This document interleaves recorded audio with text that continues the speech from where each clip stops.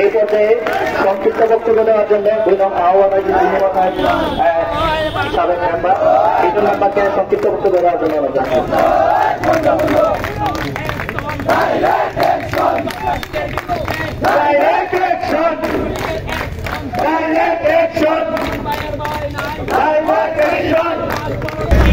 জেলার বিভিন্ন প্রান্ত থেকে বানিয়াচং, লাখাই, আজকেরগঞ্জ সহ যে যেখান থেকে এসেছে সকলকে আমরা কৃতজ্ঞতা থেকে আপনাদেরকে ধন্যবাদ জানাই। আপনারা জানেন আজকে আমরা কেন মানববন্ধন করছি।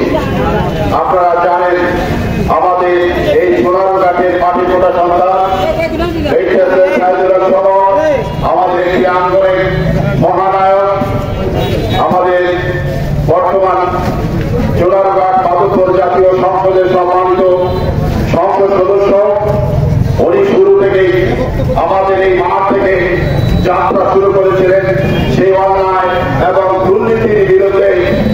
সেই প্রতিবাদ থেকেই তার পদযাত্রা শুরু থেকে হাঁটি হাঁটি পা করে সোনারঘাট মাধবপুরের জনগণ বিশেষে তাকে প্রায় 2 লক্ষ ভোট দিয়ে নির্বাচিত করেছে।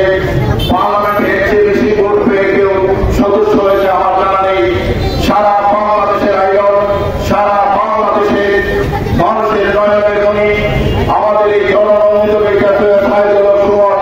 যখন অন্যায় এবং অন্যায়ের বিরুদ্ধে যখন কথা বলেন, বাহিরও বলেন, পার্লামেন্টও বলেন, আজকে সেই অন্যায়কারীদের রক্তসূরে পরিণত হয়েছে সমান।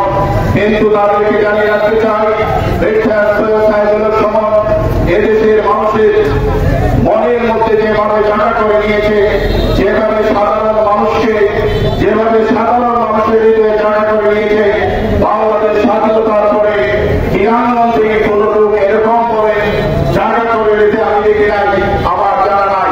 আজকে সমান শুধু সোনারঘাট মাধবপুরে নয়, হবিগঞ্জ জেলার নয়, সারা বাংলাদেশের নয়, সারা বিশ্বের 90 লক্ষ মানুষের জনপ্রিয় একটি নাম যারা তাকে হত্যা হুমকি দিয়েছে তাদেরকে হুঁশিয়ার করে দিতে চাই। ব্যারিস্টার সুমনের যদি কিছু হয় তাহলে আমরা কিন্তু চুপ করে বসে থাকবো না। প্রতিদিন বাংলার করবে আনন্দের মধ্যে কেউ কমাতে পারবে না। আমরা আশা করি গণপ্রজাতন্ত্রী বাংলাদেশ সরকারের প্রতি আহ্বান থাকবে আপনাদের সর্বোচ্চ নিরাপত্তা বিধান তার জন্য করা হোক। প্রতিবাদকারী সেই মহানায়কদেরকে আমরা অকাতরে মৃত্যু দেখতে চাই না, আমরা স্বাভাবিক মৃত্যু চাই।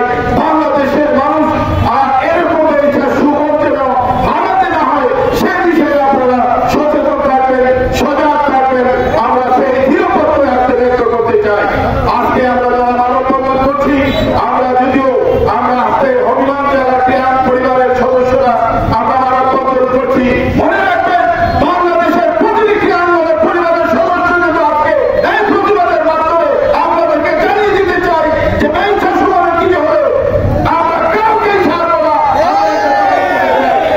সম্মানিত উপস্থিতি, অনেকে অনেক দূর থেকে এসেছেন।